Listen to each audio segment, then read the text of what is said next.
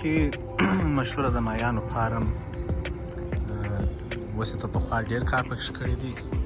فامیلي ځایونه او غیر فامیلي ځایونه د ناستې ځایونه یې ښه برابر کړي دي. پرتې ویشان یې نوي ورته راوړي دي او څه مصرف یې پرې کړی دي.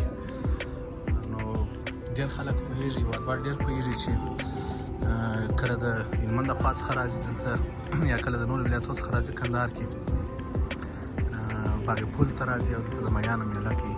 دا نو په کندهار کې اوس ډېر مشهوره ځای نشته او ښه فعاله